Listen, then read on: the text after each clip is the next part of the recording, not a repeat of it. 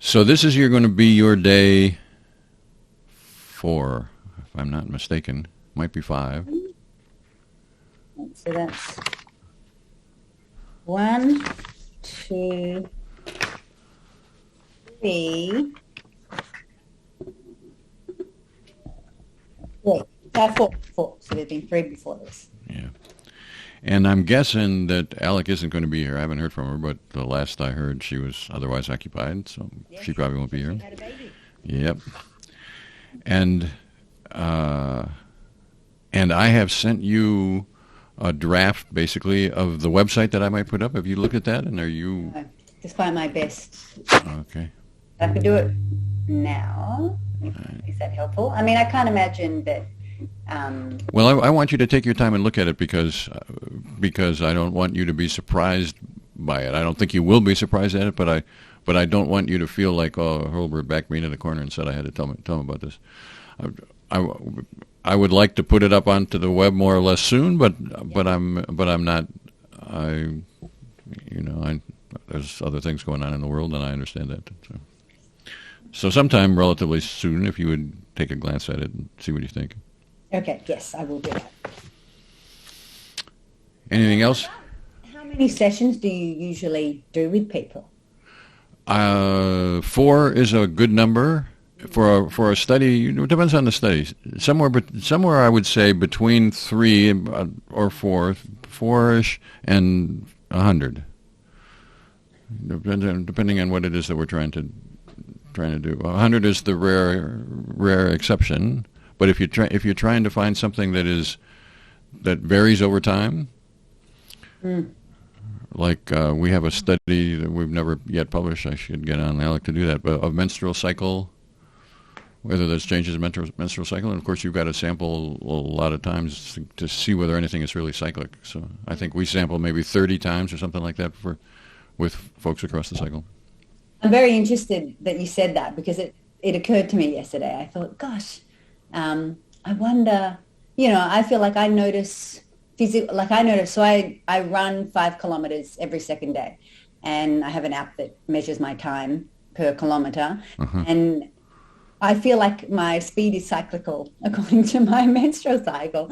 And I thought, God, yeah, it must affect the way what's going on in your brain and the way you're thinking as well. Well, the answer to that is we have. I can't remember exactly, but I think what I would say about that, from recollection, not having looked at that recently, but there are differences across cycle. I think we had a half a dozen subjects, and 4 of them had individual differences across subjects, but they weren't the same across subjects. So they would average out. If you averaged across all the people, you would see nothing. But within individual people, you could say, well, this one changed that way, and this one changed that other way, and this one changed somehow. Well, that makes sense to me. Yep, it does. Yeah. But what that means, most of psychology is averaged across people, Yeah. and so you won't find the interesting stuff. So you have to be willing to actually get the data. That's the hard part. So you got to sample with people for 30 days. And But I was interested in, I mean, on an individual level, not looking at cycles or anything, in some of the stuff that I read of your work, you're sort of, what you've said is most people are sort of on a spectrum in that they might think in words 60% of the time, and then they might have visual imagery sort of thought, or an inner experience of visual imagery 20% of the time. And do you, when you get to the end of each, each person's study, sit down and then go back over their beeps and say, all right, well, 60% of those were word beeps and 20% were picture beeps, or... So yes and no is the answer to that. So I'm not particularly interested in counting picture beeps and speak beeps, but I am interested in going back and seeing whether we can develop what do I call a high fidelity sketch of your inner experience. And that might involve, well, Olivia's got 40% of this and 60% of that, and I don't have any objection to doing that. If Olivia has 2 different kinds of experiences and they fall into these categories pretty easily, then I'm going to count them. But I also would say I'm more interested in what the idiographic, unique to Olivia features are, and that is really only discoverable by going back. Like we've been working, I can't actually remember because it's been a while since we've done this, but we've been trying to figure out some things about your imagery, if I'm recalling correctly, and we're now on the fourth day. We're trying to figure that out. So it's not so much a matter of counting them because maybe you weren't very good at noticing them the first time around or the second time around or whatever. So it's a matter of trying to take all the information we got and get the Woodward and whatever his name was used to say the best available picture of the truth or whatever. And who said that? Woodward and all the president's men, the Nixon Watergate people. The second time a reference to all the president's men has come up in my work in the past week. Strange coincidence. But it's interesting. Yes, I do remember the last session and possibly the session before really talking a lot about these sort of vague visual images that I experienced, which is interesting now. And I think maybe this was actually what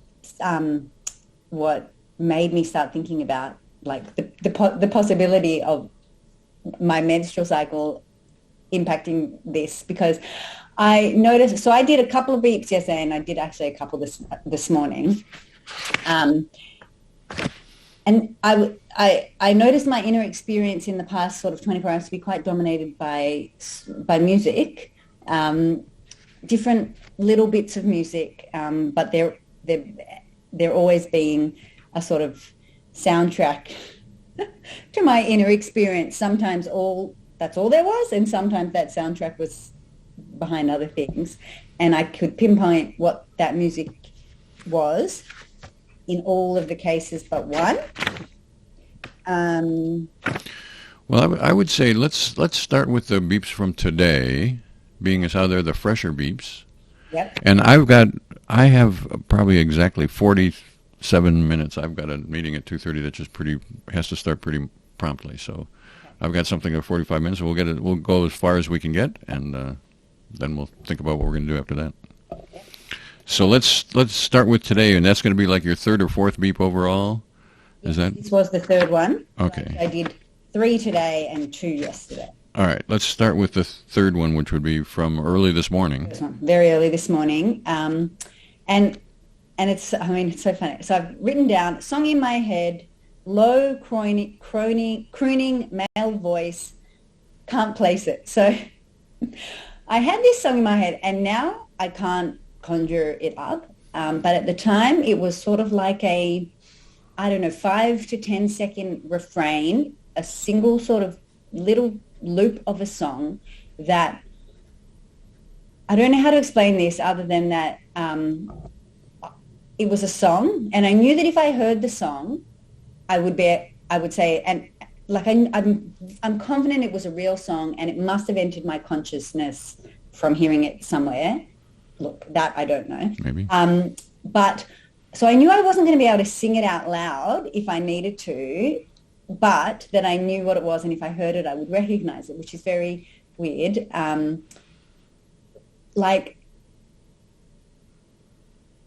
Yeah, so it's kind of like it was very, I don't know if that, you could say it was in my inner experience, but it was kind of turned right down, but it doesn't feel like a volume thing. It just feels like a tangibility of experience thing. So the song was there, I was hearing it, but I would not have been able to recreate it, but I would have been able to identify it if I'd heard it externally. So let me ask some questions to clarify make sure I understand what you're communicating here. So this is an auditory experience. I hear this in my imagination. I hear it in the way that I hear things in my imagination, yes. And is that different from the way you hear things in the external world? Yeah. I mean, I think we speak about this in one session where we sort of used this analogy of hearing a recorded version of my voice versus producing an internal version, which so that's it. But which one of those was it? Yeah, look, I have real trouble with this distinction of hearing in my imagination. So let me ask you this. So in our conversation over the last few minutes, sometimes I've been talking and sometimes you've been talking. Mm-hmm. You buying that? We're in agreement so far. I'll agree with that. And would you say when I'm talking that you hear me? Does that seem right? Yes. And when you're talking, does that seem like exactly the same thing as when I'm talking? Or does it seem different? Yes, different. So hearing in the real world is very different from speaking in the real world. Yes. Without trying to pin it down as to how it's different, it's undeniably different. You're not going to confuse my speaking with your speaking. I wonder whether that was Russ speaking or whether that was me speaking. I mean, you're not going to do that. No, I'm not going to do that. All right. So the hearing of me, that's what I would call it, like an external hearing phenomenon. And what I want to know is whether the inner hearing was more or less like that. That you when you listen into me, you can hear the timbre of my voice and the cough that I have because I've got a cold and whatever. Is it? I mean, it feels more like that than me speaking. Okay. Than the phenomenon of me speaking, but not. I mean, I want to say just a bit softer, but not. It's not a volume thing. It just feels like. I mean, I guess when you're speaking, I know where that sound is coming from, right? And I can place that sound in time and space, and it has a more real quality than this song that I'm hearing on a loop in my head that, as I said, I mean, softer seems a kind of useful word, but it's not right. It's kind of further away and less real. Okay. So it's a hearing phenomenon that in some way doesn't seem quite as real as when I'm talking. Because it had the quality of a man's voice. It wasn't me singing or producing the sound of this song. I was hearing, like a sort of crooning, like a country. There was like an acoustic guitar and a man's voice, and that man's voice was not me making that man's voice. And by an acoustic guitar, do you mean it's like I'm hearing a song with accompaniment? Yeah. And just an acoustic guitar, like a guy playing a guitar? There may have been like other little bits and pieces of a sort of country-ish feel kind of band. Okay. So I hear a guy singing a country-ish kind of a thing with guitar accompaniment, maybe some other stuff. I'm not too sure. Mm. Is that right? That's right. Yeah. And maybe it's like the volume is turned down, but if I turn the volume down like this, it's apparently not like that. Yeah, it's not like that. It's like the volume on reality is turned. Okay, fair enough. So in some way, the volume, the connection to reality is in some way weakened. Okay. And is there anything else going on in your experience at this moment? I haven't written anything down. This is, once again, so these three, the first two are in the setting that I described before of sitting in bed with a 2-year-old climbing all over me. And, it's funny because in some of the other beats, I've noted down what's happening in my physical surroundings, but more for note-taking, for the purposes of note-taking and trying to remember more about the beat when I speak back to you rather than saying, I said, right. In fact, the beat before I've actually said my physical environment is not present in my consciousness. So look, I haven't written anything down. So I feel like it's the same sort of situation as, it's not really. So Aspasia is there, but you're not probably not paying attention to her at this particular moment. You're into the country song. Well, but it's funny because you say, like, and on one hand, yes. I am paying attention to her in the way that in any of these beats, I'm sort of attending to my immediate surroundings by, the example of scooping the yogurt, all right? Like, I think I find it really interesting that, like I'm certainly not, so my partner does this thing where he can really just tune his surroundings right out to the point where, like, Aspasia can be saying, Dad, Dad, Dad, Dad. And it's almost, I don't know if he can't hear her or he's choosing to ignore her because he's doing something or something. I can't do that. If she is saying, Mom, Mom, Mom, Mom, Mom, I'm like, my attention is pulled to her. Okay.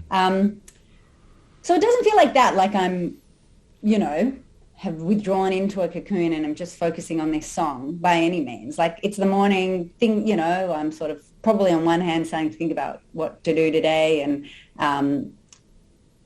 but the most, so it's not that I'm not paying attention. It's that I guess that is like it's a kind of a fringe experience, or it's kind of just like this low-lying, continuous, always there. It's sort of down in the weeds, so to speak. Yeah. So I think that it's not possible to distinguish between down in the weeds and nothing. So I have when I say nothing going on, I don't really mean absolutely nothing going on. I mean it's down enough in the weeds that I haven't made a theme of it, and I haven't brought it into anything like the same centrality as this country singer guy. Feels like a good way to describe it because, I think I've started stopping and thinking, okay, after I've written down the initial thought, I've thought, well, what am I doing? Where am I? And, once I stop and think about it, I go, well, obviously I'm not paying attention to them because I'm doing stuff. And I mean, in one of the last one I've got, which is a really boring one, but like, I was literally pulling toast out of the toaster as the beep goes off. And how much am I, like, I was using toast tongs because it was kind of down in the toaster. I'm obviously, but very in the weeds. So it's not there. It's definitely not there, but it's just not there in a way that I'm really thinking. Okay. Then I think I'm good. Okay. So what I've got is I'm hearing this. There's other stuff going on. I'm probably paying attention in some minor way. Yeah. But most of my, maybe all of my, probably not all of my, but by far the most amount of my, I'm listening to this guy singing a song which I don't actually know what it is, but it was recognizable at the time, or it was recognizable at the time. And I honestly wrote that down thinking I would be able, that when I saw this note, that song would come back, and I'm quite amazed that it hasn't at all. Okay. All right, I'm good with that. Number 4. Okay, so this is a bit later on, and actually Darcy has taken Aspasia downstairs, and I'm just enjoying like an extra 5 minutes sitting in bed, looking at my phone, and I was thinking, I think I was thinking the words. I know I was thinking the thoughts, whether or not I was thinking the words. So a friend had shared a link to an interesting documentary on Facebook. And I had clicked on that link and was sort of had just absorbed what the documentary was and was realizing that this documentary was quite old. I had heard someone talking about it on the radio, I think, at the end of last year. And it was right in that moment that I was thinking, oh, this is not, because I think, the way my friend had shared it, I was like, oh, this might be an interesting new thing. And the thought was, this is an old thing. So whether or not that was a language thought of this is old or just a more kind of notional thought of this is old, I can't say. The radio was also on, and on the radio they were talking about aged care, and I wrote that down as well, because even the words had the exact words, because the announcer had said, do you know someone who lives in aged care, something along those lines, and the words had kind of pierced my consciousness. And I think also in the background I was thinking about a surprising connection to me. So the friend had shared this link, and another friend of mine on Facebook, who I was not aware was friends with this friend, had responded. So I was also kind of considering the surprising connection between those two people. And all of that seems like it's going on before the footlights of my consciousness. This is not just context. This is happening to some degree simultaneously? Yeah, yeah. Okay. And one of them more prominent than the other? Yeah, the sort of response to the documentary and feeling, oh, this is an old thing, was the primary the primary experience. And by primary, do you mean 60-20-20 or 95-5 or 50-25-17 or what? Let's go 70-20-10. Okay. The 20 is aged care and the 10 is the surprising connection? Yeah. Okay. Well, let's go with the 70 then. So I'm quite confident that I am thinking to myself, "Oh, this is an old thing." Yeah. But I'm not so sure whether there are words involved. Yeah. I don't know. And I've written down "this is old" in quotation marks.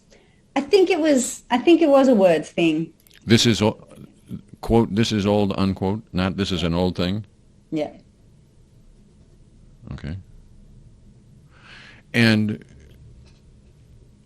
I understand you to be saying "this is old" probably is in words, whereas the radio aged care thing, that was in words. There's no doubt about that being in words. Mm-hmm. Even though it's only a 20 thing, whereas the 70 thing, I'm not so sure it's in words. Is that right? Yeah. Okay.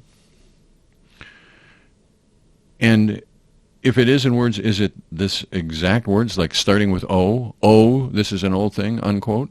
Or just "this is an old thing"? I've just written "this is old." Maybe it was "oh, this is old." Well, you're not sure. Old. Not "this is an old thing." Okay. Yeah, I misread my own notes. Sorry about that. So this is old. Mm-hmm. And so for sure the idea "this is old" is present.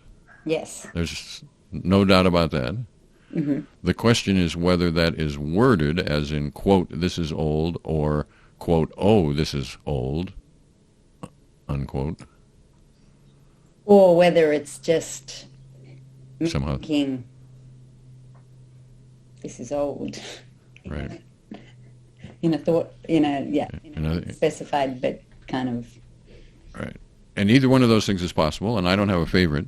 I do recognize that it's somewhat more difficult to grasp a thought that doesn't have words. If the words are there, that's easy. I can tell you exactly what the words were. I was saying to myself, quote, "this is old," and that's the end of the story. But if I have to say, well, I'm not so sure about the words, and that's harder. Mm. But I'm not trying to talk you into or out of there being words or not words. Yeah, and I don't know, and it may be also kind of both in a way. It may be that the words "this is old" are there, but I was kind of thinking a bit more than just "this is old." I was thinking, oh, this is my friend who also produces documentaries, and I'm surprised that she's only just come across this. And oh, this is about like, there was definitely some of that, like, oh, Marianne, like, I'm surprised you haven't heard of this, but and that's all kind of great. So, yeah. So there's a penumbra or a halo or something of a bunch of contexty, but not just contexty, kinds of partially realized thinkings involved in this. Yeah. And maybe the center of it seems, the center of gravity, I guess you might say, of it seems to be "this is old," and maybe that is spoken, but if it is spoken, it's not the whole thing. It would be an articulation of a piece of this experience. Is that fair? Yeah. Okay.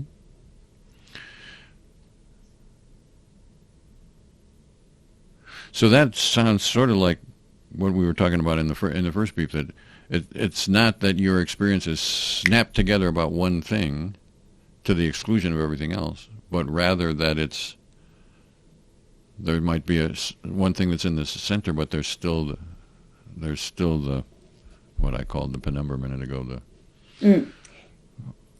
other things that are not gone but not there either. Yeah. Okay, fair enough. And in a strange way, I mean, look, and this may not be interesting to you, but I feel like, I like the kind of metaphor of a halo with a kind of core and then a halo. And then weirdly, if we're going to talk in that kind of visual metaphor, it feels like the words, do you know someone who lives in aged care, from the radio, are penetrating the halo from the side, which is where the radio is coming from. It's on the shelf to the right of me. And I almost feel like it's just kind of getting in a way that there was no halo of thoughts around aged care. I mean, you know, obviously aged care is a big and complex, and I thankfully do not know anyone at the moment who lives in aged care, but it's in a terrible situation in Australia with under-resourcing and all this. So it's a news story about that, and obviously COVID, what that was like and continues to be like in aged care homes. I'm not thinking any of that stuff now. It's just the words kind of penetrating my thoughts. So how much of penetrating my thoughts, how much of penetrating my thoughts is experiential, and how much of that is metaphorical? I mean, does it feel like the words are coming at you in a realistic? I feel like they're coming at me in a visual way. I just think once we're going with this metaphor of a kind of a thought and a halo around it, it feels like it's coming in from the side. But I mean, you know, it's just like I said before about my perceived sort of inability to ignore, and this goes for all kinds of situations. You know how some people can read in a cafe or work in a cafe? I find it very hard because, you know, when I hear external sounds, and especially when those sounds are voices, they penetrate, and I cannot help but hear and listen to them.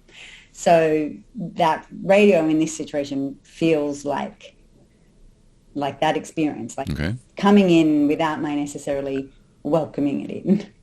Okay. So the penetration and the halo, that is metaphorical. It's not like I see or whatever, experience something and it's being pierced. I don't see it being pierced. What I experience is these words coming unbidden, unwelcomed into my experience. Not that I don't want to hear them or whatever, not that I'm trying to keep them out, but they are penetrating me. Is that right? Yeah. So a big part of what makes the work that I do interesting as well as difficult is the sorting out of what is metaphorical and what's not. Because people like metaphors, I like metaphors, everybody likes metaphors, but we gotta be careful that we don't. Oh man, she's got a visual halo here, and these words coming from the outside. But don't we so often lean on metaphors to describe internal experiences because if we don't have that metaphor, we have no way to describe it? Well, I think that's letting you off the hook a little bit too easily, but I think I'm a fan of metaphors. I love metaphors. I think they're cool, and I try to use them when I can. But they mask the actual sensory experience, and they're sometimes confused for the sensory experience. So people speak in metaphor, and they're understood as describing an experienced event. But so much of the way we describe our sensory experience is metaphor. Yeah, but it doesn't have to be. Much of our sensory experience is actually sensory. And but even, you know, if you go to a doctor and you say, I've got a pain here, and they say, is it a burning pain or a stabbing pain? I mean, and that is literally the language we. Hello. I'm sorry, my Aspasia has just. I heard it. Close this door.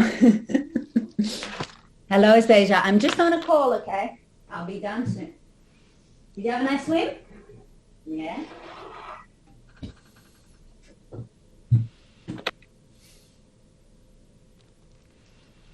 All right. So yes, stabbing and burning and whatever for pain, those are the terms we use, and those are to some degree metaphorical, but those are also pretty descriptive. Whereas if it's like a bayonet was slicing, like a German soldier was stabbing me with a bayonet. Now we're into metaphor that's, you know. Yeah. And so So I think I agree that all language is metaphorical. Actually, every word that everyone any time speaks about anything probably is to some degree metaphorical. So I'm not discounting what you're saying. I'm just trying to say we should know the metaphoricity of which we speak. But let's go on to number 5. Okay, so number 5, I feel, is an uninteresting one, and this was on my set. I was pulling toast out of the toaster, and I was also listening to the radio. And honestly, I didn't note down what was coming in on the radio, and I can't remember it. And whether I would have remembered it with the same degree of accuracy as I remembered the HChem one, I don't know. But I just found this beep interesting, and I've found often in the doing of just mundane things, sometimes I feel like there's no inner experience. So let's try to stick with this particular beep and then come back and talk about the sometimes in general kind of thing. Okay. So in this particular beep, I'm pulling the toast out of the toaster with tongs, and the radio's on. And what's in my experience? Possibly nothing. I mean, if anything, I'm paying attention to the toast in that I'm pulling it out of the toaster. And I guess I am, as I said, I'm not doing that completely mindlessly in the way that you might just pull toast out of the toaster when you're half asleep, because I'd, assessed that I needed the toast tongs, got the toast tongs, was using the toast tongs, and, that's a slightly less autopilot experience than just picking up a piece that is sticking out of a toaster the way it should. I think I am somehow aware, the toast was visually interesting to me in that it was raisin toast. So I think the toast is very much was in my experience, but in a really kind of mundane, low level way. And maybe it's one of those in the weeds thing. It's just that there was nothing else going on, so that I'm able to pay attention to the weeds. So let me unpack this. The toast was raisin toast or whatever. So are you seeing the raisinness of the toast? Is that what are you seeing? I think, at that moment I'm kind of looking down, but I'm seeing the raisin profiles. I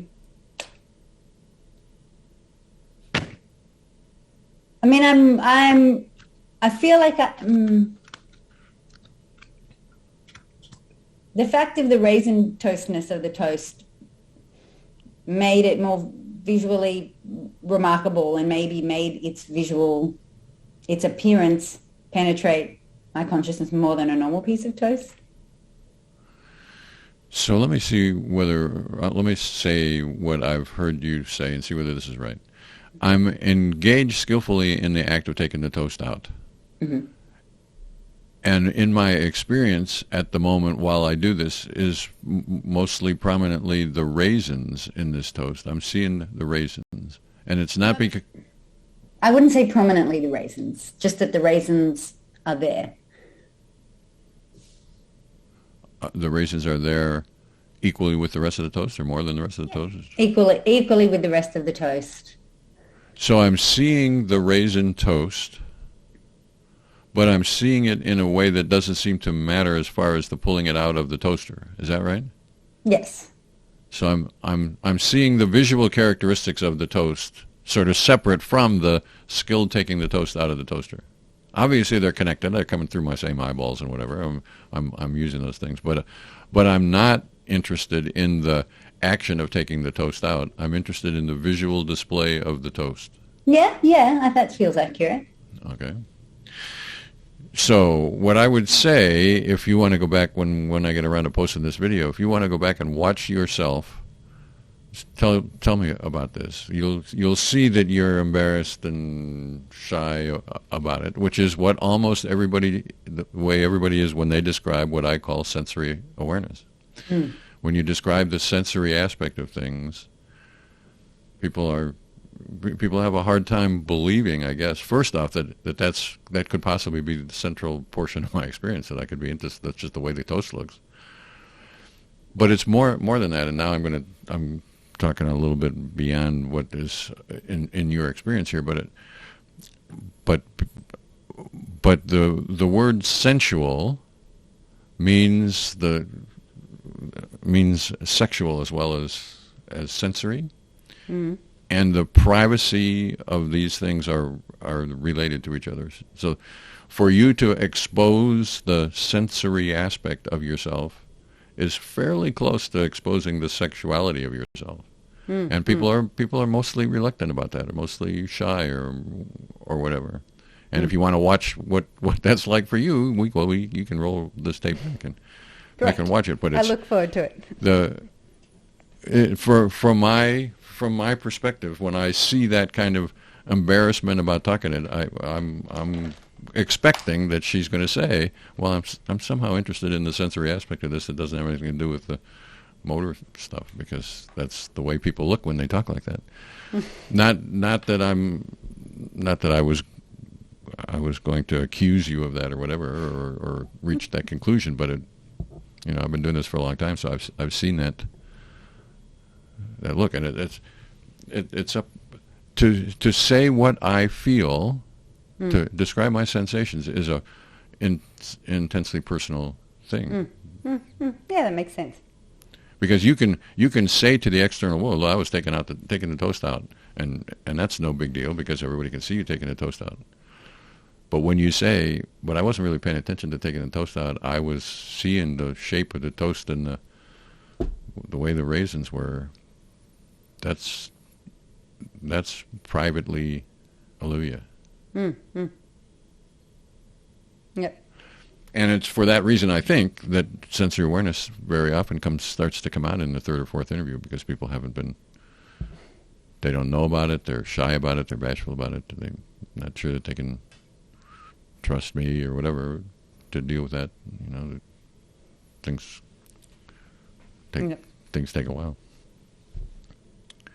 So that was a little bit of an aside, and then there's the radio. The radio is on.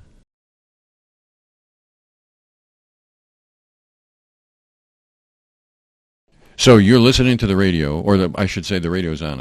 We haven't yet determined whether you're really listening to it. The radio is on. Are you? Is that in the weeds, or is it in the direct access? Feels a little above the weeds. Obviously not enough above the weeds that I remembered what it was talking about. I didn't note it down.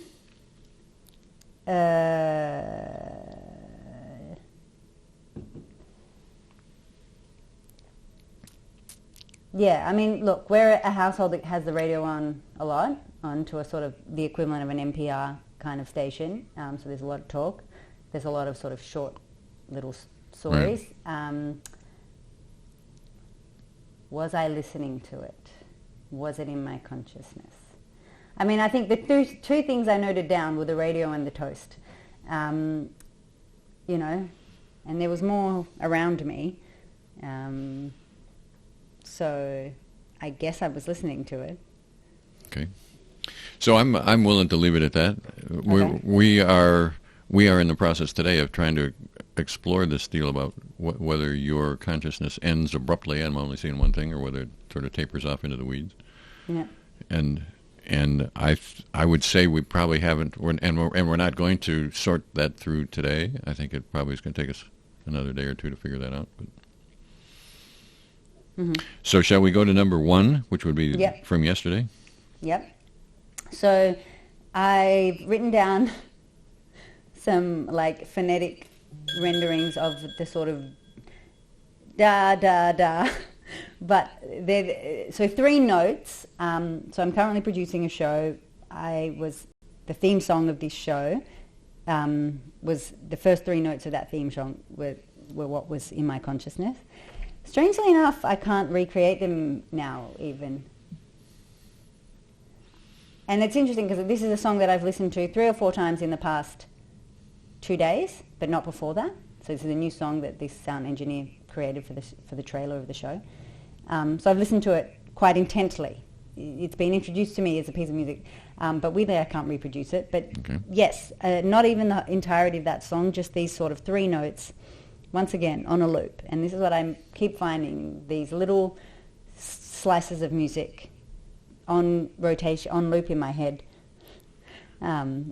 So I've also written that I was, at the moment of the beep, scrambling around on my desk trying to find headphones to make a call. And I was aware of so I had just made, so I had just made a decision. I have my wireless AirPods, and I have these wired headphones on my desk at the moment because my AirPods stopped working after I took a run in the rain, and they were not working well for calls. So I had just made the decision. I had initially reached for my AirPods and then realized I'm making a call. I'm going to actually use these wired ones. And I've said that I just made that decision because that was what had inspired the scrabbling around, which was what I was doing when the beep happened. But I guess it feels like there were ripples of the headphone decision in my consciousness. So and then this loop background 3 notes. Okay, so is it true that the loop is the most central thing in your experience? Yes, yep. And by a lot, 60-40, 90-10? I'd say, 60-40, 70-30. Okay. I mean, and there's obviously, I'm must be thinking about who I'm calling and why and what I'm going to say, and it's a work call, so, but at that moment, that's what it was, the song. Okay. And this is a loop in the sense that da-da-da is happening, and then da-da-da is happening again, and then da-da-da is happening again. And was that true in the first beep that we talked about today, too? The guy, I didn't realize that was... Yeah, and maybe not a continuous loop, like it ends and it starts straight away, but it ends and then within a couple of seconds it starts again. That's about the country guy. Yeah, and with this one as well. And this one as well? Yeah. So I'm hearing it repetitively, but not necessarily back to tail or tail to front or whatever. Not. Yeah. Okay. All right. And this is a heard. I hear these 3 notes. Mm-hmm. And do I hear them the way they were presented to me? Like I hear the like a recording. Yep, I hear like a recording. I don't hear like me singing them. I hear a recording of them. And are these 3 notes an orchestra or? No, they're kind of like a synthesized. And are they 3 single notes or 3 chords or? No, 3 single notes. So I hear the 3 single notes the same way as they were originally synthesized, as far as my experience is concerned. Yes. Maybe they're wrong, but I hear them as if I was hearing the right thing. Yeah. And in this case, is there any question that this is a hearing phenomenon? We had a little debate about that in our first conversation. But this one is quite clearly, I hear these things. Well, no, but it's the same. We can have the same debate, but we probably let's not. But okay. It's the same feeling that it's heard, but not in the same way that I'm hearing you, because it's heard from an internal rather than an external place. And is that the same way as in the country guy, or is it? So when you said the country guy reality was turned down, the da-da-da is turned down in the same way? Yeah. To the same extent? Yeah. Yeah, I feel like there's a volume and a place that my internal music is, and it's the same every time. Okay. So there's no doubt, I totally understand that you can tell the difference between an external sound and an internal sound. And is that what you mean by the reality is turned down? Or is it... Yeah. Okay. Okay. And I'm looking for my headphones, and I'm understanding that to be sort of a behavioral thing. I'm doing it. I'm looking. Yeah, I mean, I'm literally with my hands. There's a mess of stuff here.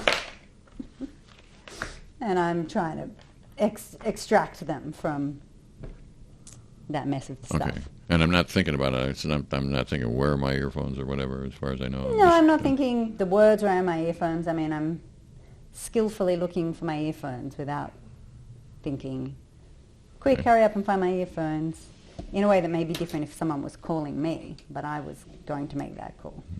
Okay. Then I think I'm good. Let's take a number 2. Okay. So, once again, there's a background soundtrack, and it's a different song, but from the same little trailer of this show that I've produced. So there was a theme song, and then later on we have another song that's like this sort of lullaby sort of song. I've written down reading a notification on my phone with the background soundtrack. I think I can't remember what the notification was, but something had pierced into my consciousness in the way that notifications on your phone do, and I was absorbing that. And once again, this lullaby song is, and just a small part of it was playing. And is it playing in the same way or the different way than the da da da? In the same way. Like as I said, I was noticing these past 48 hours that there was a lot of music. It was always a small chunk of music. It was always a sort of loop of music. It always feels like it's coming from the same place and in the same sort of volume, but it's different music. Okay.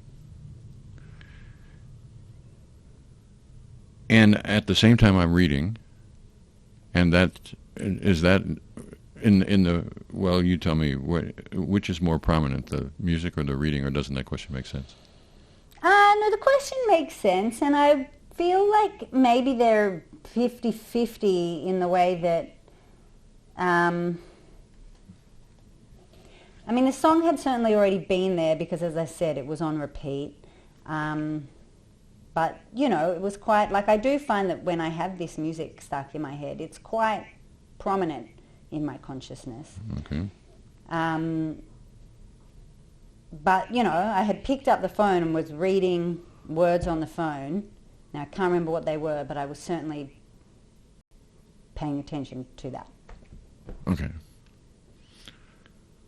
All right. Then I think I'm good. And I think this is a good place for me to say I got to get on to my next deal. Yep. So can we communicate by email about what we're going to do next? I'm in favor of doing this again. And okay.